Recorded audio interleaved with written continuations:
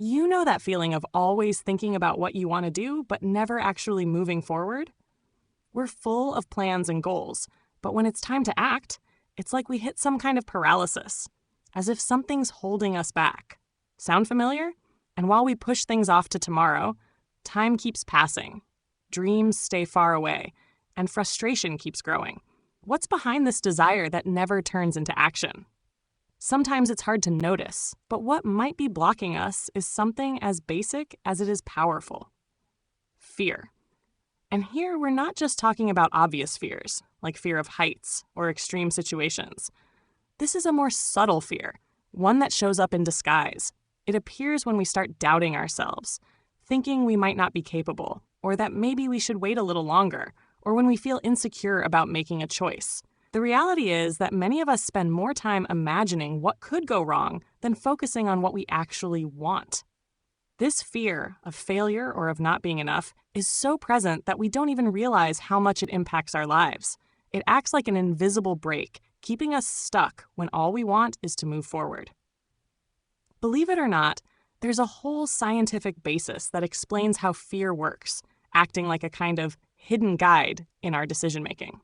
Psychological studies like those by Walter Kaufman address something called decidophobia, or the fear of making decisions. This is one of the reasons we end up procrastinating or relying on others to decide for us. And contrary to what many people think, fear doesn't only arise in situations of physical danger. It's also closely tied to the fear of making mistakes, disappointing others, or not meeting expectations, our own or others. Science shows that in the brain, fear activates an area called the amygdala, which prepares our body to react, whether to fight, flee, or, in this case, freeze. This mechanism was essential for our survival throughout evolution, but today, it also makes us avoid situations that, in reality, could help us move forward. And here's a crucial detail to understand. In its dysfunctional fear mode, our brain is programmed to keep us safe, not necessarily to help us grow. Imagine you have a project idea you've wanted to work on for a long time. Maybe it's writing a book, starting a business, or making a big career change. And then the cycle begins. You think about the idea, get excited, and even start picturing the first steps in your head. But then, that voice comes in.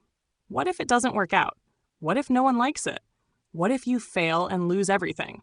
At that point, fear steps in.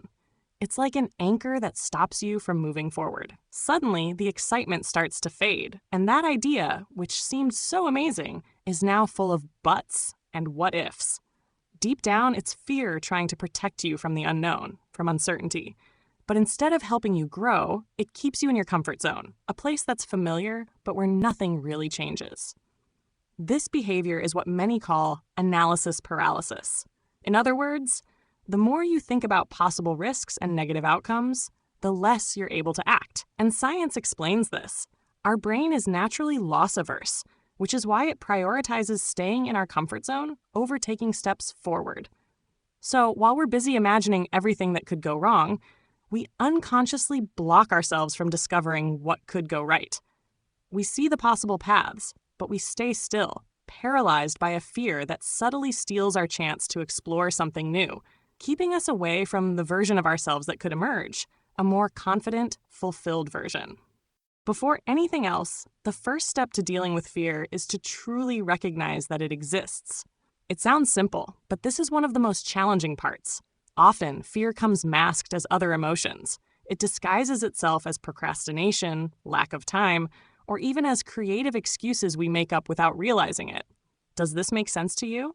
And when we finally recognize that it's fear, discomfort might set in, along with initial denial, and even self-criticism, like, "Am I a coward?" followed by a sense of embarrassment. Here's the strategy. Observe fear for what it is without judgment, but with curiosity. Like, oh, there's fear making me hesitant about this situation. Okay, but why?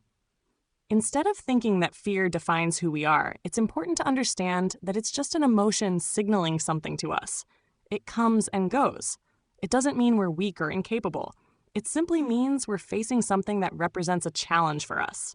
Accepting fear as a natural emotion, and more than that, as a signal that we're entering a growth zone, helps dismantle the internal pressure of, "I shouldn't feel this way."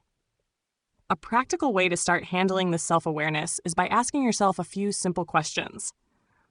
What exactly am I feeling? What thoughts or sensations is this fear creating in me?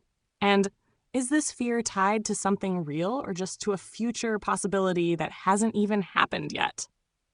These questions bring clarity and allow us to view fear from a more detached perspective, becoming observers of our own feelings.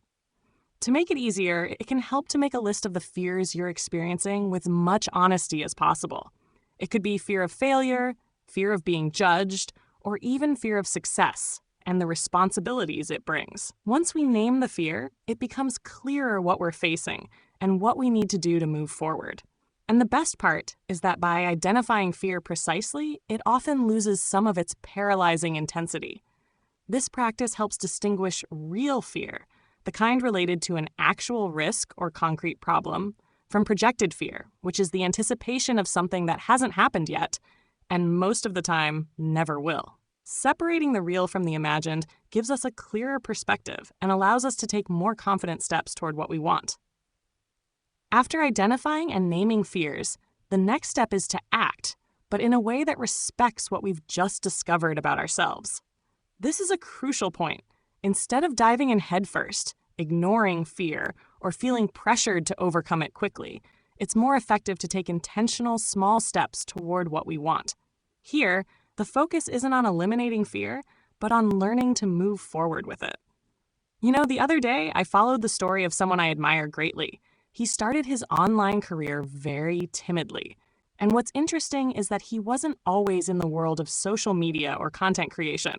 In fact, he started everything with a fear of what people around him, friends and family, would think of the change.